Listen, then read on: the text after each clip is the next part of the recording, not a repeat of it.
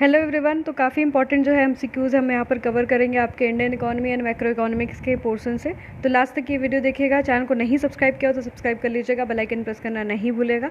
अगर CUET M economics की तैयारी कर रहे हो तो आप हमारा जो है डिस्क्रिप्शन में मैंने ग्रुप का लिंक दिया, आप ज्वाइन कर सकते हैं। वहाँ पर जो भी क्वेश्चंस होते हैं आप डिस्कस कर सकते हैं और हमसे कनेक्ट भी कर सकते हैं। ठीक है, अगर हमारे बैच को ज्वाइन करना चाहते हैं जो कि रनिंग है, सेकंड बैच हमारा for CUET M economics preparation के लिए, तो ज्वाइन कर सकते हैं। और उसका भी नंबर मैंने डिस्क्रिप्शन में दे रखा है, जिसमें कि आपको लाइव लेक्चर्स, रिकॉर्डेड लेक्चर जो है 71 प्लस जो है टेस्ट सीरीज़ ऑलरेडी आपको टॉपिक वाइज वहाँ पर पोस्ट हो चुकी है। 10 प्लस टेस्ट सीरीज जो कि फुल फ्लेज्ड एग्जाम बेस्ड है, जिसमें कि आपके 25 मार्क्स के वाले क्वेश्चन भी रहेंगे। 25 क्वेश्चन जो कि आपके जनरल अवेयरनेस, जीके, जीएस ये सब, और जो है आपके 75 वाला भी जो है स्ट्रक्चर्ड वे में आपको मिलेगा। आपको मैराथन एंड रिवीजन क्लासेस भी यहाँ पर देखने के लिए मिलेगी इस बैच में। ठीक है, तो जल्द से जल्द आप ज्वाइन कर सकते हैं। तो चलिए स्टार्ट करेंगे एमसीक्यू को। कल हमने जो है 11 एमसीक्यूज ऑलरेडी कवर किया था इसमें। नेक्स्ट हमारा है Keynesian theory advocate mixed economy with large role of government and public sector. क्या आपका जो कीनेशियन थ्योरी थी वो एडवोकेट करती है मिक्स्ड इकोनॉमी को और with large role of government and public sector. Second आपका ऑप्शन है Keynes, James Keynes had strongly supported the laissez faire policy of capitalism. और इसमें से कौन सा स्टेटमेंट करेक्ट है वो आप जो है आपको देखना है। तो यहाँ पर सिर्फ एक वन वाला, ओनली वन, या फिर ओनली टू, या फिर बोथ ऑफ द अबव, या फिर neither one and nor two. ठीक है, तो अगर हम बात करें किन्स की तो याद रखिएगा ये शॉर्ट रन एनालिसिस, यानी Keynes confines his analysis to short run. ज़्यादातर ये शॉर्ट रन से आपका सीमित रहता था, इनका मिक्स्ड इकोनॉमी के फेवर में रहते थे। और जो है रोल ऑफ गवर्नमेंट को भी ये काफ़ी ज़्यादा इम्फेसिस करते थे। ठीक है, जब गवर्नमेंट के रोल को इम्फेसिस करेंगे तो लेजिस फेयर पॉलिसी तो आपकी होगी नहीं, ना कैपिटलिज्म होगा, तो इसीलिए ऑप्शन नंबर सेकंड इनकरेक्ट हो जाएगा। याद रखिएगा ये फेवर करते थे आपके परफेक्ट कंपटीशन मार्केट को। ठीक है, अज्यूम करते थे अपने इकोनॉमी, अपने मतलब बेसिकली जो थ्योरीज थी क्लोज्ड इकोनॉमी ही अज्यूम इकोनॉमी मतलब आपके क्लोज्ड होगी, और इग्नोर करते थे effect of foreign trade. And macro economics में हम ज़्यादातर इनके एग्रीगेट जो है एनालिसिस को देखते हैं। और जो है ही assume the operation of law of diminishing return in increasing cost को मानते थे। और जो है ही assume that labour has a money illusion, जो लेबर को वो क्या मानते थे, मनी इल्यूजन के रूप में मानते थे आपके किन्स। तो यहाँ पर ऑप्शन नंबर सिर्फ आपका कौन सा होगा, करेक्ट हो जाएगा, ए वाला। क्लियर। कल मैंने ऑलरेडी ये क्वेश्चन देखिए कराया था in detail. Phillips curve is a inverse relationship between rate of unemployment and inflation in the economy. Next option आपका दिया हुआ है Engel law observe income rises, proportion of income spent on a food falls even if actual expenditure on food rises। Statement कौन सा यहाँ पर correct होगा। तो अगर हम बात करें फिलिप्स कर्व की तो यस, ये आपके इन्वर्स रिलेशनशिप बताता है किसके बीच में, आपके अनएम्प्लॉयमेंट और इन्फ्लेशन के बीच में। अगर हम बात करें इन्फ्लेशन जब बढ़ता है तो अनएम्प्लॉयमेंट आपका जो है कम रहता है। अगर आप बात करें इन्फ्लेशन जब कम हो जाता है तो देखते हैं कि अनएम्प्लॉयमेंट जो है इकोनॉमी में बढ़ जाती है। ठीक है, और ये हमारा शॉर्ट रन में देखने के लिए मिलता है। तो ये आपका फिलिप्स कर्व वाला कंसेप्ट है। तो पहला तो ऑप्शन करेक्ट है। Engel law observe income rises, the proportion of income spend on a food falls even if actual expenditure on food rises. हम ये देखते हैं कि जब हमारी इनकम बढ़ती है तो प्रोपोर्शन ऑफ इनकम हम जो स्पेंड करते हैं फूड पे वो फॉल होती है, पर एक्चुअली जो एक्सपेंडिचर होता है वो फूड पे राइज करता है।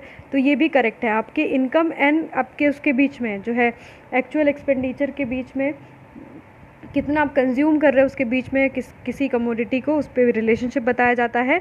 इसी वजह से ऑप्शन नंबर आपका यहाँ पर फर्स्ट वाला जो है करेक्ट, दोनों करेक्ट है। ठीक है, तो ऑप्शन नंबर सी करेक्ट हो जाएगा। नेक्स्ट क्वेश्चन है during which decade did population record a negative growth in India. Negative growth आपके इंडिया में कब देखा गया था पॉपुलेशन में। तो बेसिकली जो आपका 1911 से लेकर के 1921 तक 1921 तक हमने देखा कि पॉपुलेशन हमारे जो है इंडिया का वो नेगेटिव ग्रो कर रहा था। इसके बाद हम ईयर ऑफ ग्रेट डिवाइड हमने 1921 को देखा, और फिर बाद में हमारा जो पॉपुलेशन होता है वो 11, 13 और 14% के आसपास जो है राइज करने लगता है। ठीक है, और फिर अब हमने देखा कि रैपिड हाई पॉपुलेशन ग्रोथ इस समय हमें देखने के लिए इंडिया में मिल रहा है। ठीक है, नेक्स्ट क्वेश्चन देखेंगे आपके The value of all final goods and services produced by the normal residents of the country and the property, whether operating within the domestic territory of the country and the outside of the world.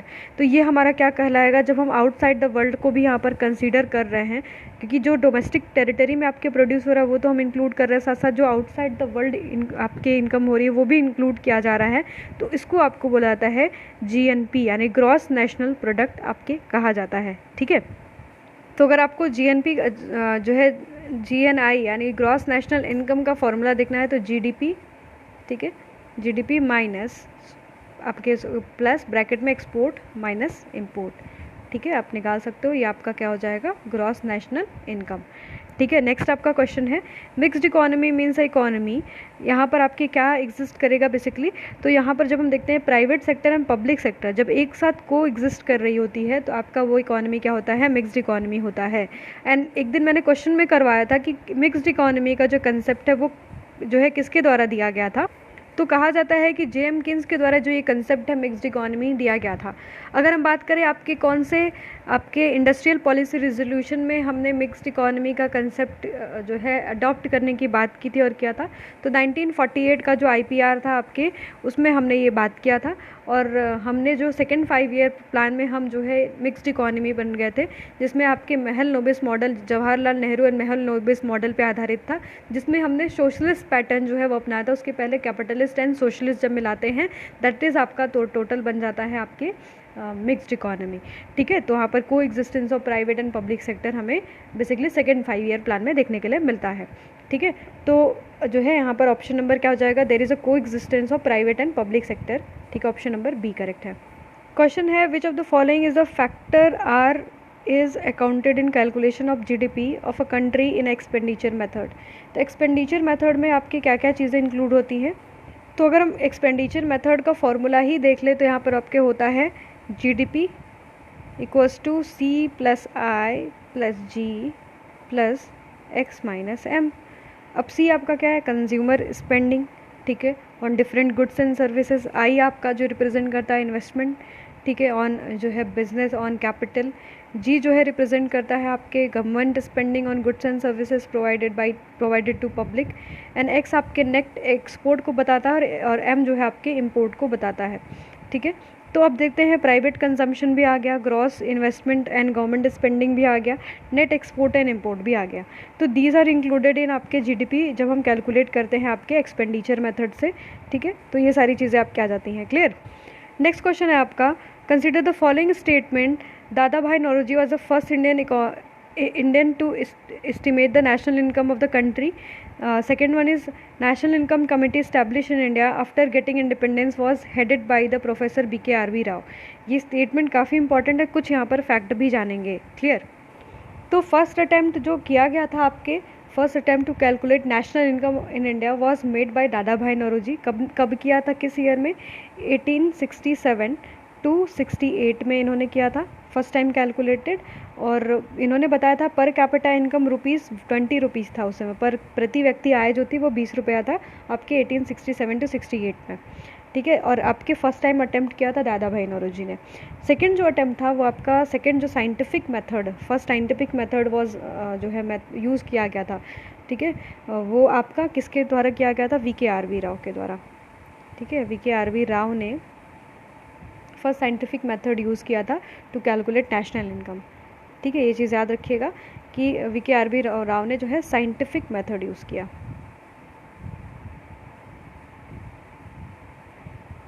ठीक है, और ये कब किया गया आपके 1931 to 32 में किया गया। फर्स्ट जो ऑफिशियल अटेम्प्ट होता है नेशनल इनकम को मतलब कैलकुलेट करने का, जिसमें नेशनल इनकम कमेटी बनाई गई थी, जिसने अपनी रिपोर्ट आपके 1954 में जो है वो किया था, उसको हेड करते थे PC महल नोबिस। ठीक है, तो उसने अपना रिपोर्ट में बताया था, अपना जो रिपोर्ट दिया था वो 1954 में दिया था। उस समय हमारी जो पर कैपिटा इनकम थी बताया था कि 1948 to 49 में हमारी प्रति व्यक्ति आय जो है आपके 49 में रही है 225। ये आपके जो है किसके द्वारा बताया गया था, PC महल नोबिस के द्वारा बताया गया था। अब क्वेश्चन दिया हुआ है कि दादा भाई नौरोजी ने तो फर्स्ट अटेम्प्ट किया था, पर नेशनल जो आपकी इनकम कमेटी बनी थी उसको हेड करते हैं आपके पीसी महल नोबिस। अब दिया गया है यहाँ पर बीके आरवी राव, तो इसी वजह से ऑप्शन नंबर यहाँ पर आपका सिर्फ क्या करेक्ट हो जाएगा, आपका फर्स्ट वाला, क्योंकि इसको हेड करने वाले आपके बीके आरवी राव नहीं थे, इसके उसको हेड पीसी महल नोबिस ने किया था। बीके आरवी राव ने फर्स्ट टाइम जो है अटेम्प्ट किया था, ठीक है, इसीलिए ऑप्शन नंबर यहाँ पर करेक्ट वन बन जाएगा। ठीक है, हेडेड आपके पीसी महल नोबिस थे, वीके आरवी राव इसमें इंक्लूडेड थे, है ना। अगर ये ऐसा लिखता कि इंक्लूडेड है तो ठीक है। कमिटी के हेड बने थे पीसी महल नोबिस, और इसमें D R Gadgil and V K R V Rao भी रहे थे, पर जो हेड करता है वो आपके पीसी महल नोबिस थे, ये पॉइंट याद रखिएगा। ठीक है, इसी वजह से आपका ऑप्शन नंबर ए करेक्ट हुआ। नेक्स्ट हमारा national product at factor cost is equals to, किसके बराबर यहाँ पर होता है, तो क्या ये डोमेस्टिक प्रोडक्ट और net factor income from abroad, या फिर आपके नेट जो है product at market price minus indirect taxes plus subsidy. तो ये आपका ऑप्शन करेक्ट बनेगा कि आपका जो national product at factor cost इसने लिखा है वो आपके national product at market price minus indirect taxes plus, यहाँ पर याद रखिएगा कि ये माइनस इनडायरेक्ट टैक्सेस है और यहाँ पर प्लस आपकी सब्सिडी इंक्लूडेड होगी, इसी वजह से ऑप्शन नंबर यहाँ पर आपका करेक्ट बना है बी वाला। एक दिन हम इस पर नेशनल इनकम के आपके एमसीक्यू करवाएंगे, ठीक है, आपके एग्जाम से होने से पहले। ठीक है, नेक्स्ट क्वेश्चन हमारा, consider the following specific stages of demographic transition. ठीक है, उसमें डेमोग्राफिक ट्रांजिशन में कौन कौन से स्पेसिफिक स्टेज होते हैं उसको यहाँ पर बताना है आपके। क्या यहाँ पर low birth rate, low death rate, low birth rate, high death rate, last one is low high birth rate and जो है लो डेथ रेट। ठीक है, ये होता है। तो पहला जो स्टेज होता है वो आपका high birth rate and high death rate होता है, ठीक है, सेकेंड वाला। ठीक, फिर आपका जो है हाई डेथ बर्थ रेट, फिर लो डेथ रेट थर्ड वाला होगा, फिर आपका फर्स्ट वाला होता है low birth rate and low death rate. ठीक है, तो ये जो है आपके ट्रांजिशन है बेसिकली आपके डेमोग्राफिक का। ठीक है, डेमोग्राफिक ट्रांजिशन याद रखना कि लॉन्ग टर्म ट्रेंड बताता है of declining birth and death rate resulting in substantive change in age distribution of population, यानी जो आपका एज का पॉपुलेशन डिस्ट्रीब्यूटर है उसके हिसाब से क्या आपके चेंजेस आ रहा है बर्थ और डेथ रेट में। ठीक है, ये आपका ट्रांजिशन बताता है। यहाँ पर ऑप्शन नंबर आपका करेक्ट हो जाएगा सी वाला। नेक्स्ट क्वेश्चन देखेंगे, फॉर CUET एम इकोनॉमिक्स आप हमारा मॉक टेस्ट ज्वाइन कर सकते हैं, जिसमें कि ऑलरेडी ये मॉक टेस्ट रनिंग है, जिसमें कि आपको 74 टेस्ट ऑलरेडी रनिंग मिल रहा है इस पर, और भी टेस्ट आपको इस पर देखते हुए मिलेगा। 90 के आसपास हम लोग टेस्ट इसमें और पोस्ट करने वाले हैं। ठीक है, इंग्लिश मीडियम में रहेगा, आपके टॉपिक वाइज है, आपके सारे टॉपिक को कॉम्प्रिहेंसिवली कवर करने वाला है। लगभग 2500 आपके MCQ मिलने वाले हैं, और ये जस्ट ₹350 में अवेलेबल है। हो सकता है कुछ दिनों में आपके प्राइस भी हाइक होते हुए देखे 3-4 दिन में, तो ज़रूर से रजिस्ट्रेशन करके अभी इनरोल कर लीजिएगा, और इस नंबर पे आप कांटेक्ट कर सकते हैं। और पिछले साल इसी आपके मॉक टेस्ट से आपके ऑल इंडिया रैंक 1, सेकंड और आपके 15th रैंक जो है मिला था हमें, तो जल्द से ज्वाइन करिएगा।